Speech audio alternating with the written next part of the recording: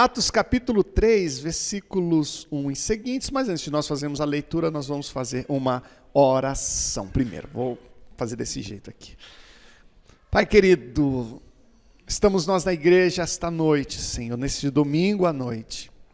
Estamos felizes, Senhor. Definitivamente, não estamos aqui por mera obrigação religiosa. Fazemos o que fazemos com muita gratidão em nosso coração, com muita alegria. E desejamos que Tu fale aos nossos corações essa noite, mais uma vez, por intermédio da Tua palavra. Existem pessoas aqui com pouco tempo de fé cristã, outros com décadas de fé cristã, mas eu creio no poder da Tua palavra para impressionar, para edificar, para corrigir, tanto uns como outros.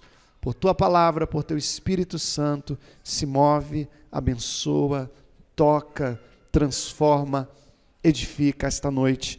Nós oramos, nós pedimos em nome de Jesus. Amém. Vou fazer a leitura a partir do versículo 1. Eu vou ficar lendo, parando, eu acho que eu vou e volto. Vamos ver como é que eu vou fazer aqui. Capítulo 3, certo dia, Pedro e João estavam subindo ao templo na hora da oração, às 3 da tarde. Estava sendo levado para a porta do templo, chamada Formosa, um aleijado de nascença, que ali era colocado todos os dias para pedir esmolas aos que entravam no templo. Vendo que Pedro e João iam entrar no pátio do templo, pediu-lhes esmola. Pedro e João olharam para ele. Então Pedro disse: ó para cá, olha para nós. O homem olhou para eles com atenção, esperando receber deles alguma coisa. Disse Pedro: eu não tenho prata e nem ouro, mas o que eu tenho, isto lhe dou. Em nome de Jesus Cristo, o Nazareno, ande. Segurando pela mão direita, ajudou a levantar-se. Imediatamente os pés e os tornozelos do homem ficaram firmes. De um salto pôs-se em pé e começou a andar. Depois entrou com eles no pátio do templo, andando, saltando e louvando a Deus. Quando todo o povo viu andando e louvando a Deus, reconheceu que era ele, o mesmo homem que costumava mendigar sentado à porta do templo, chamada Formosa. Todos ficaram perplexos e muito admirados com o que lhe tinha acontecido. Amém? Jesus havia morrido. Jesus havia ressuscitado. Os discípulos ficaram algumas semanas em stand-by, apenas aguardando a segunda ordem. O Espírito Santo desce sobre eles. Experiência maravilhosa, salvação em massa ali também naquela cidade. E aí eles estão cheios da unção de Deus, estão com vontade de fazer algo, estão entusiasmados, vão ao templo, Pedro e João, 3 da tarde para orar. E ali eles têm essa vivência, a qual nós lemos aqui essa noite, onde eles são usados por Deus para realizarem a cura de um aleijado, e mais do que isso, trazer importante ensino, trazer a pregação da palavra para uma multidão de testemunhas que estavam ali. Faço aqui essa apresentação geral da história, mas quando nós olhamos os detalhes da história, nós percebemos que temos muitas coisas o que aprender aqui nesse texto. E aí nós vamos lendo agora, versículo por versículo, e eu quero trazer alguns comentários para vocês aqui, alguns ensinos a respeito do que aconteceu aqui. Assim, eu começo falando que Pedro e João foram ao templo na hora da oração, capítulo 3, versículo 1 e seguintes. E desde que você começa a ler a Bíblia lá em Mateus, Marcos, Lucas, João, você vai ver os três andando junto muitas vezes, Pedro, Tiago e João, e Jesus e esses três, e Pedro e João sendo bastante unidos, assim, bem próximos, né? E nessa ocasião aqui, inclusive, os dois, eles estão juntos. Eu acho que Pedro e João era tipo Chris e Greg, né? Eles ficavam sempre juntos e tal, e eles eram amigos, e poxa, que amizade boa! Como é bom você ser amigo de Pedro, como é importante você ser amigo de João. Irmãos, pode parecer conselho de pai para adolescente, mas cuidado com as suas amizades.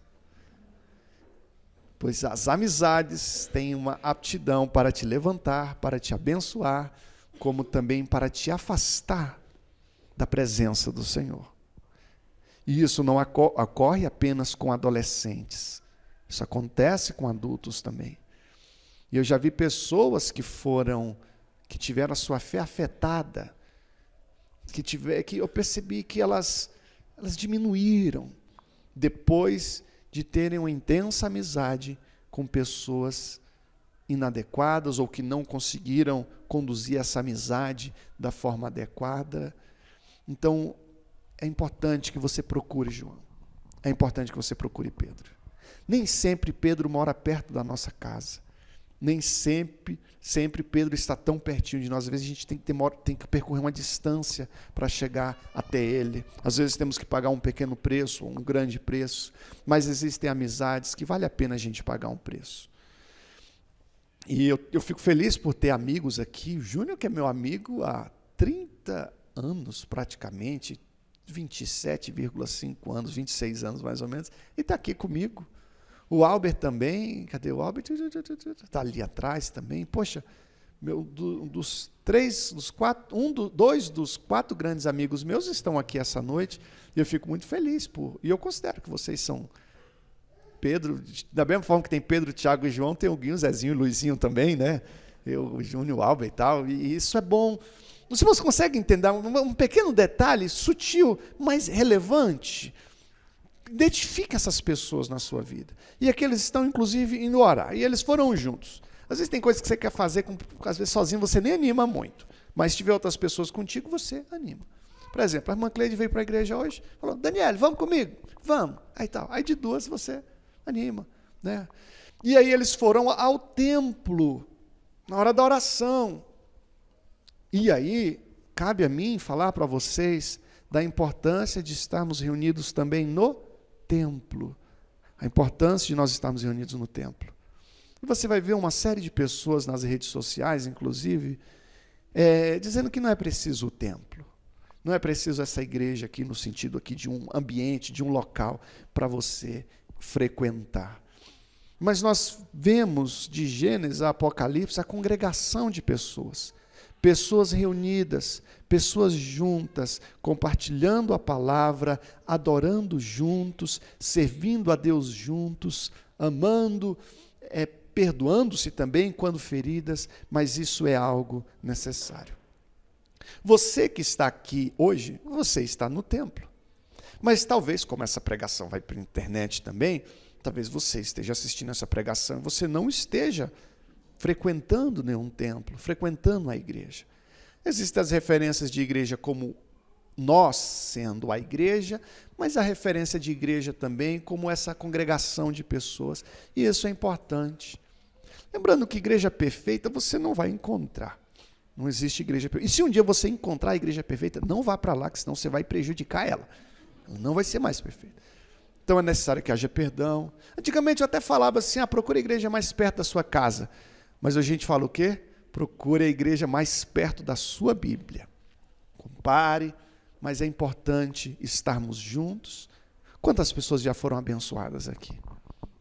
Quantas pessoas já foram libertas aqui nesse lugar?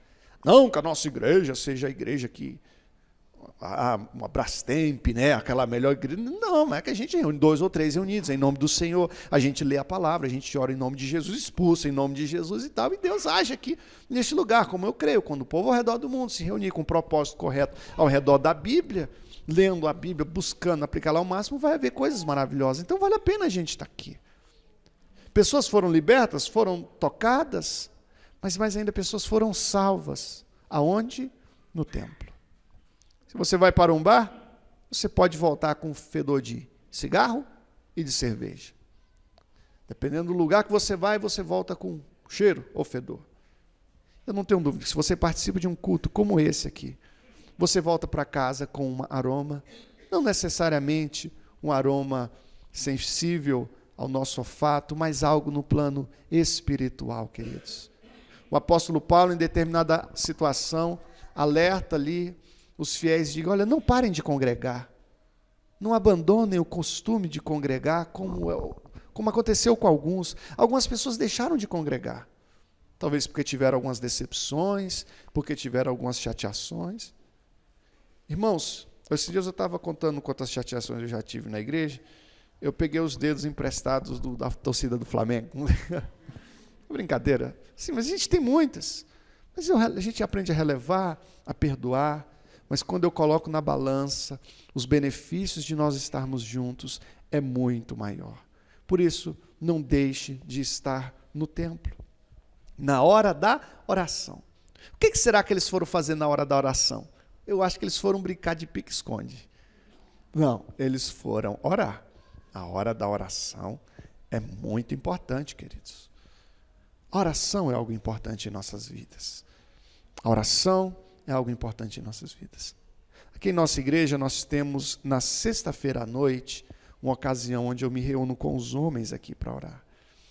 A Daiane me perguntou quando eu cheguei em casa: e aí, Jair, como é que foi a oração? Eu falei: Daiane, foi o momento mais maravilhoso da minha semana.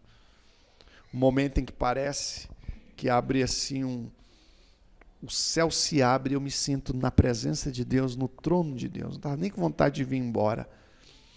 Que momento maravilhoso. Mas eu fiquei triste porque só vieram 5 homens, ou foram 6. E eu gostaria que tivessem mais homens, mais pessoas desfrutando desse momento de oração. Quando eu instituí o culto de oração aqui na sexta-noite, eu falei que eu vou colocar um horário mais tarde para ficar mais flexível para as pessoas, mas também eu faço culto de oração para mim, queridos, para eu vir. E eu falo: se eu vier e estiver lá orando, já é uma vitória para mim. Ele ia ali na hora da oração, 3 horas da tarde, era um horário determinado. Sim, então havia uma certa disciplina. Eu comento com os irmãos que é importante que nós tenhamos disciplina, inclusive na nossa vida espiritual.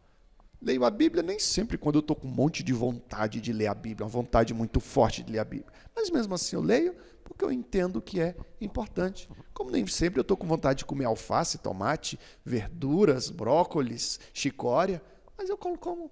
Mas há ocasiões onde eu começo a me alimentar, me entusiasmo com a palavra do Senhor e toca e transforma. São hábitos importantes, e aqui nós vemos os discípulos com o hábito da oração. Percebe que não era uma coisa esporádica, mas era um hábito. E a oração em nossas vidas não pode ser uma coisa esporádica, mas deve ser um hábito. Existe a oração onde você entra no seu quarto e fecha a sua porta, onde você ora sozinho, o seu particular. Existe a oração, como no culto de oração que a gente faz, na quarta-feira de manhã, com as irmãs aqui, e é um momento ímpar, maravilhoso também. A oração aqui, esse clamor, todos juntos aqui na igreja, todo mundo unido e tal, são orações distintas, assim, mas que importantes, que se complementam, e nós devemos buscar criar o hábito da oração. Tá lá, foram orar. E nessa ocasião, o Pedro e João, chegando no templo, se depararam ali com um aleijado, um paralítico. E esse paralítico pedia esmola ali para o pessoal que estava entrando no templo, não pedia para o que estava saindo, porque quem estava entrando ainda não tinha depositado dinheiro no templo, sei lá, né? Ou tinha mais dinheiro, ou também para não pedir 2 vezes para a mesma pessoa, não cometer um bis in idem ali e tal. E ali pediu para Pedro e João. E Pedro e João, quando recebeu esse pedido, né, de esmola, ele teve uma reação tipo assim, completamente diferente do normal. Se você roda tipo em Taguatinga, Ceilândia, Taguatinga Centro, Ceilândia Centro, o que não falta é pessoa pedindo esmola para você, pedindo dinheiro para você. Você para ali na rodoviária de Braslândia, já aparece alguém ali pedindo dinheiro e tudo mais. E a nossa reação, na maioria das vezes, é ignorar. Às vezes a gente tem até medo da pessoa também e tal. Mas a reação de Pedro e João foi diferente. Queridos, eles estavam cheios do Espírito Santo até a tampa. Os caras estavam cheios do Espírito Santo. 3 anos e meio de discipulado de Jesus, haviam recebido o Espírito Santo, a reação deles ali seria diferente. A ação do Espírito Santo em nós nos motiva a ações diferentes, ações maravilhosas. Eu acho legal, assim, o momento do Espírito Santo descendo na igreja, as pessoas falando em outras línguas, um momento de emoção forte, um momento maravilhoso, inclusive muito bom de ser sentido, mas depois uma consequente ação, ações por parte dos discípulos, provando com suas atitudes, de segunda a sábado, digamos, no dia a dia, no horário comercial, que sim, eles são cheios do Espírito Santo. Desafio todos vocês aqui, no momento do culto, darem todo lugar para o Espírito Santo, isso é importantíssimo. Mas que no nosso cotidiano, se alguém te vê aqui agindo na igreja, diga, ali é cheio do Espírito Santo. Mas que o seu vizinho também diga, ali é uma pessoa cheia do Espírito Santo, porque as atitudes dele, as atitudes dela, são atitudes de alguém que tem o Espírito Santo.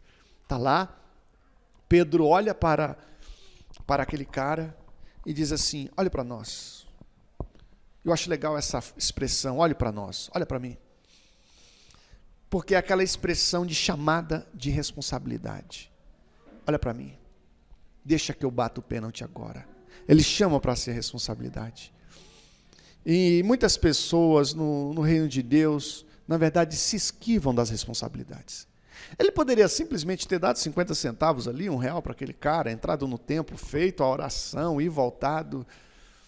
Mas não, nessa ocasião foi diferente, ele não ignorou, ele chamou responsabilidade para si.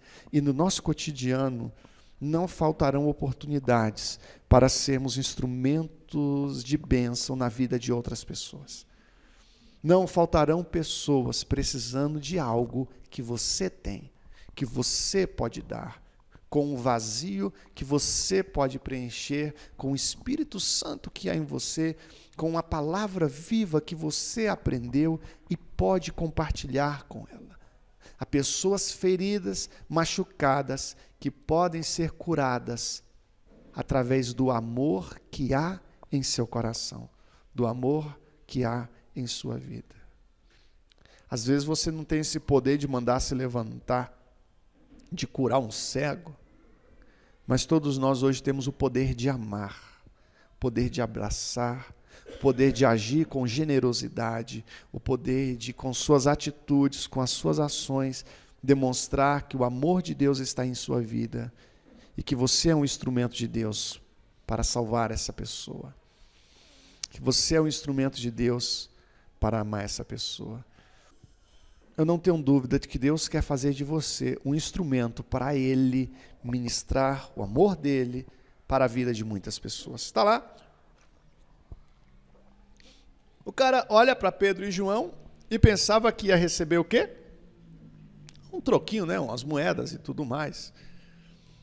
E não foi isso o que ele recebeu.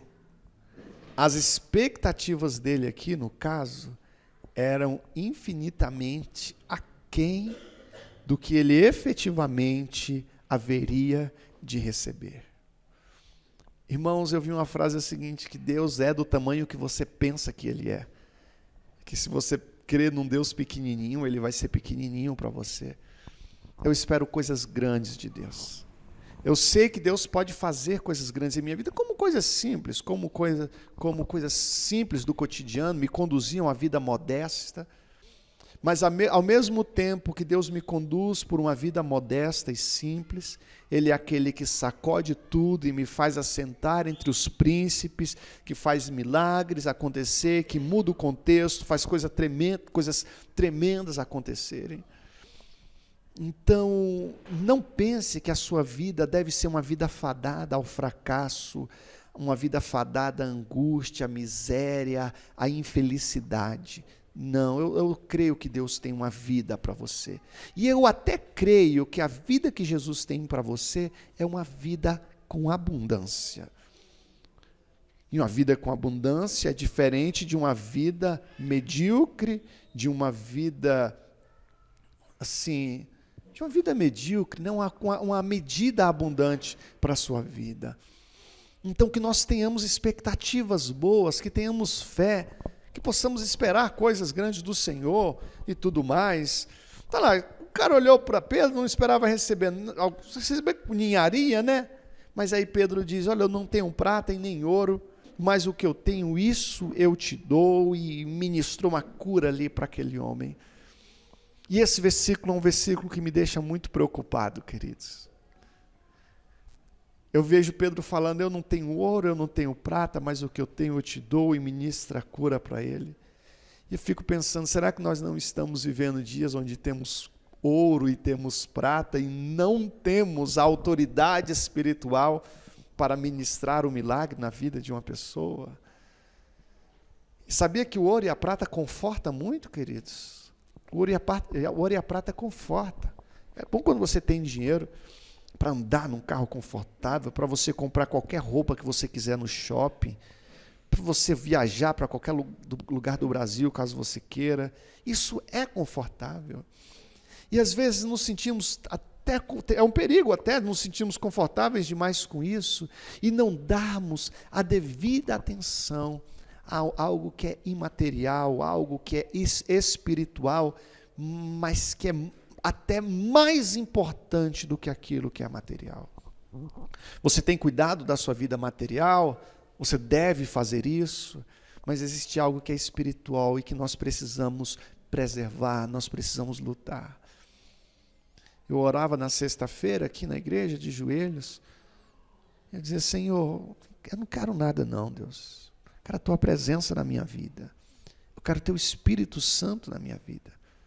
Sem o Espírito eu estou perdido, posso ter tudo o que for, mas se eu não tiver o Espírito Santo, eu também não tenho dúvida de que quando a gente busca o reino de Deus em primeiro lugar, as demais coisas são acrescentadas, como já foram muitas vezes. Pedro tinha segurança do que ele tinha. Ele não falou aquilo de uma maneira, digamos assim, inconsequente, temerária. Ele não falou assim por uma fé hilária. Ele não apenas tinha convicção, mas a convicção que ele tinha era quanto a um fato verdadeiro, quanto a um fato real. Efetivamente ele cria naquilo, mas efetivamente ele vivia aquilo. Porque existem pessoas que até estão crendo que coisas boas estão acontecendo, às vezes quando não estão crendo que estão tendo algo, um Espírito Santo, quando na verdade nem estão e nem está agindo dessa forma. Mas ele não apenas cria, mas ele efetivamente vivia isso em sua vida. E ele tinha uma segurança maravilhosa, que ele poderia falar aquilo e que aquelas palavras aconteceriam. Eu vi um pastor falando o seguinte, que ele nunca conseguiu ressuscitar nenhum morto em oração. Mas ele também nunca tinha orado por nenhum morto. E o pastor Renato compartilhou esses dias que ele orou por um morto ressuscitar, há um tempo atrás, e o morto não ressuscitou, queridos. Mas ele orou. Mas ele teve assim, a expectativa de que Deus tinha esse poder para ministrar a cura, mas é engraçado que a nossa oração é sempre assim, mas Senhor, mas que seja feita a Tua vontade, assim na terra como no céu. Às vezes eu fico até imaginando Lázaro, depois de 4 dias, a pessoa ora, ele volta à vida, ele olha para Marta e Maria, não acredito que vocês me trouxeram para essa bagaceira aqui de novo, não. Vocês não sabem onde é que eu estava, de boa, tranquilo, suave, nice. E aí vocês oram, volta aqui para o Oriente Médio, essa sequidão aqui, esse tanto de gente hipócrita que é ao meu redor, vocês não acreditam que vocês falaram para Jesus me trazer de volta. Tá, Senhor, que seja feita a sua vontade. Querido, deixa eu tomar cuidado aqui, que senão eu vou me perder aqui. Já vou me perder, não, já me perdi. Estou falando do que ele tinha, da autoridade espiritual, da convicção que ele tinha, que é importante que nós tenhamos essa convicção. Tem gente que a convicção que tem é que é um saco de batata. Tem gente que não tem convicção nenhuma. Tipo assim, se sente... Eu já não vou pregar 2 vezes sobre convicções, né? Então não vou falar mais... Vou contar só uma história sobre convicções. Diz que tinha 3 mulheres fugindo da polícia, que elas tinham roubado um banco. Aí cada uma entrou dentro de um saco, num beco assim, para tentar fugir da polícia. Aí os policiais chegaram desconfiados, e aí quando viram os sacos assim, cutucaram o pé assim no primeiro saco. Né? E aí a mulher, miau, dentro do saco fechadinho. Aí o policial pensou, aqui é um gato aqui dentro desse saco. Aí bateu no outro saco. Aí o policial pensou, aqui é um cachorro que tem dentro desse saco. Aí quando bateu no terceiro saco, a mulher, não vou dizer a cor do cabelo dela não, tá, queridos? Para não dizer que eu sou preconceituoso. Aí bateu no saco aqui, aí a mulher, batata? Entenderam? Tem gente que a convicção que tem que é um saco de batata. Se tiver um endemoniado no lugar, rapaz, eu vou correr por ali, que eu não quero nem passar perto ali. Que eu, se eu for orar por ele, arriscado ele grudar no meu pescoço, eu quero a distância. Tá bom, vem em mim, olha para mim. Eu não tenho ouro, eu não tenho prata. Mas em nome de Jesus Cristo, levante agora. E ele liberou uma palavra de cura. E quando a gente começa em Gênesis capítulo 1, a gente aprende o poder da palavra, Deus criando o mundo com o poder que havia em sua palavra. O homem não. O homem Deus fez diferente. Ele não quis fazer com o poder da palavra, ele mesmo foi com as próprias mãos. E lá na frente, quando teve que fazer um reparo, um recall, ele aplicou um lodozinho nos olhos ali e tal, e curou, fez um... E assim, o poder da palavra. E é importante que nós tenhamos convicções quanto ao poder que a sua palavra tem para abençoar, para amaldiçoar, para destruir, para levantar. E o que aconteceu? Ele lançou essa palavra e, segurando pela mão direita, ajudou o homem a levantar. Imediatamente o homem ficou em pé e os tornozelos do homem ficaram firmes. E aí ele foi para a galera. Ficou feliz demais da conta. Mas eu fico imaginando essa cena, sabe? Milagre acontecendo assim ao vivo e a cores. É uma coisa tremenda. Eu acredito em milagres. Porque eu acredito em Jesus. Porque eu acredito no Jesus da Bíblia. Eu já vi milagres acontecendo. De diferentes formas. A gente tem uma tendência a não acreditar mais em Deus. Nesse mundo não cabe Deus. Mas independente das pressões desse mundo, Deus desperta no íntimo do coração das pessoas uma inexplicável convicção de que Ele existe, que Ele está entre nós, que Ele observa você, que Ele se importa com você e que Ele pode e quer agir em sua vida.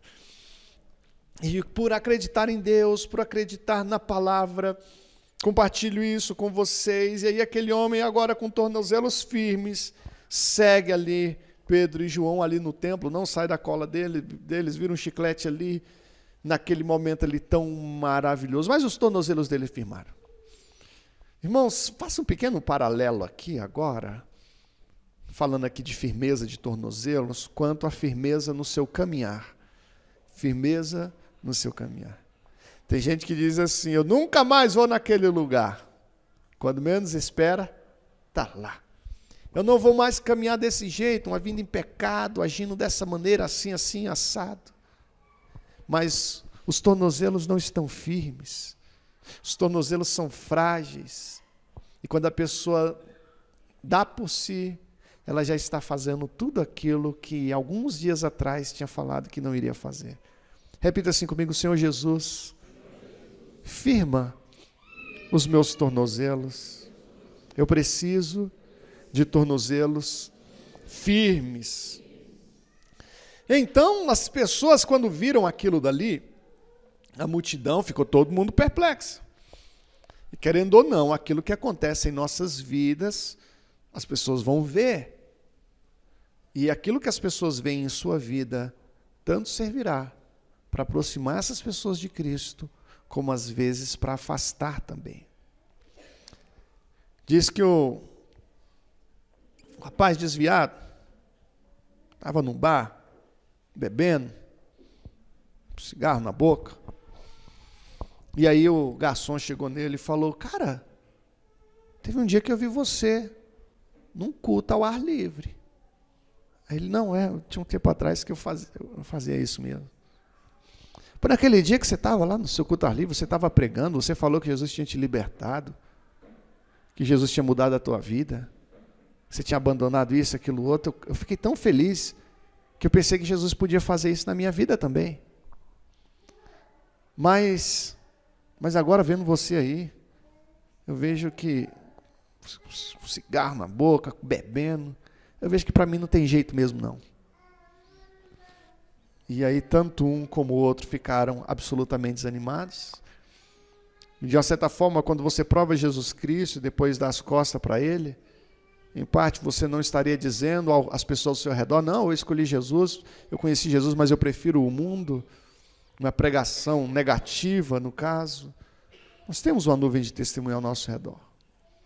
Da mesma forma também que pessoas em situações semelhantes às suas, ao ver a sua fé, a mudança em tua vida, vão encontrar em você motivação, força, energia, fé, coragem para continuar lutando. Para continuar lutando e ir até o fim. Eu acho legal o versículo 12, porque depois que o cara foi curado, todo mundo olhou para Pedro e para João. E aí Pedro diz o seguinte no versículo 12, por que vocês estão olhando para nós? Não é legal? Porque no versículo 4 ele fala, olha para nós. No segundo momento ele diz, por que vocês estão olhando para nós? Você vai ver acontecendo mais ou menos o seguinte, no primeiro momento ele chama para ser responsabilidade, mas no momento de glória e honra, ele não quer essa honra e essa glória.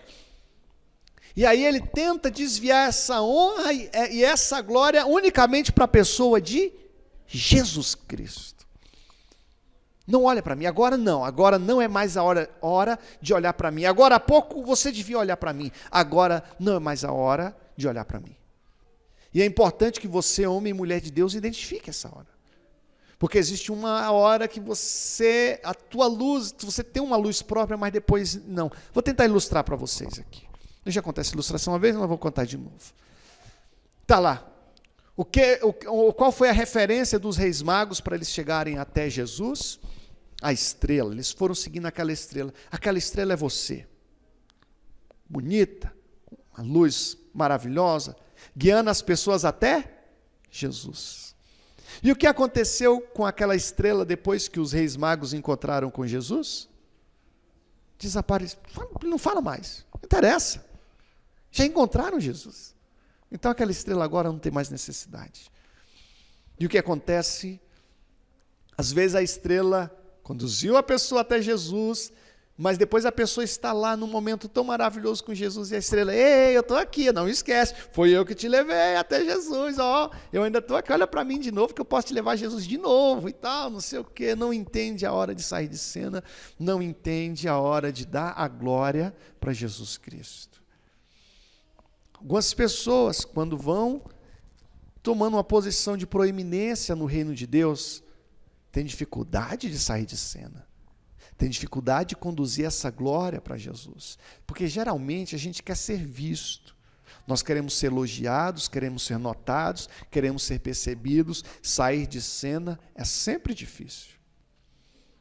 Mas que possamos aprender a lidar com isso. E você vai ver nos versículos 11 e seguintes, e eu não vou lê-los aqui tintim por tintim, mas eu quero fazer ainda algumas considerações com vocês, que a partir daquelas pessoas congregadas, entusiasmadas com a cura daquele homem, Pedro então aproveita essa oportunidade e apresenta a pessoa de Jesus Cristo. E quando você lê esses versículos aqui, tintim por tintim, você vai ver uma pregação cristocêntrica. Não foi eu que curei não, rapaz. Foi Jesus. Aquele Jesus que vocês crucificaram, inclusive trocaram ele com o Barrabás, com o bandido. Soltaram o Barrabás, prenderam Jesus. Esse Jesus que vocês prenderam aí, mataram inclusive. Foi Jesus que fez isso. Aquele não levanta o nome de uma igreja, ou batista, ou assembleia, ou pentecostal, ou presbiteriana, ele não levanta o nome de uma denominação, ele não levanta o próprio nome, ele apresenta o nome de Jesus Cristo.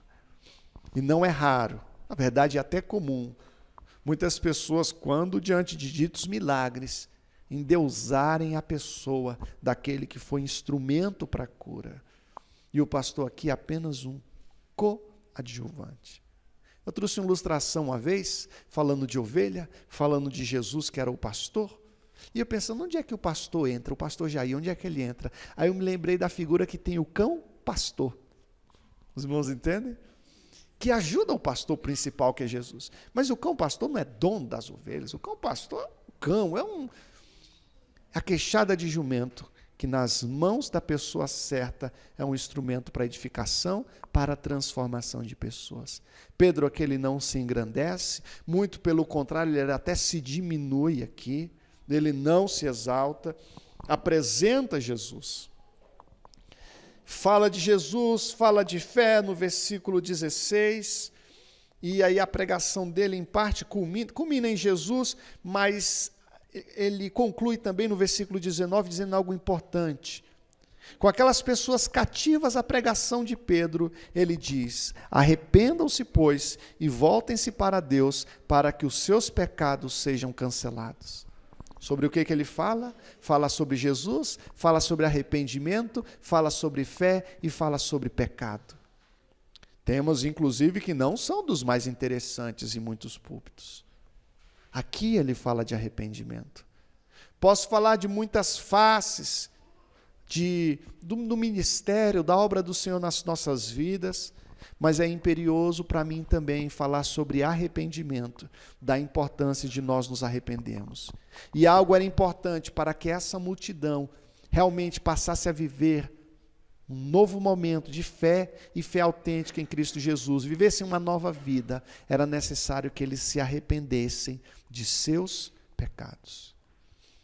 Queridos, falo isso a vocês, falo isso a mim mesmo, quanto ao pecado que tenazmente te assedia, que até tu pratica ele, importa que você se arrependa, que você abandone e volte seu coração completamente para Jesus Cristo. Ele fala ainda no versículo 21, já estou terminando já, queridos. É necessário que ele permaneça no céu até que chegue o tempo em que Deus restaurará todas as coisas, como falou há muito tempo, por meio dos seus santos profetas. Fala ainda da vinda de Cristo. Momento maravilhoso, importante de sua fé. Vemos aqui um Pedro cumprindo a sua missão, sendo cheio do Espírito Santo fora da igreja. Um homem sendo usado por Deus, homem que eu quero ser, como ele, que por mais que não tenha ouro e nem prata, mas tem uma autoridade espiritual, um relacionamento com Deus maravilhoso, que lhe dá autoridade espiritual no seu dia a dia. Mas digo aos irmãos, assuma, que nós possamos a cada dia estar lendo a Bíblia, não nos afastando do templo, que é um lugar, uma ocasião maravilhosa para o crescimento espiritual de cada um de vocês. Eu vou orar por vocês então, em nome de Jesus, peço que você feche os seus olhos.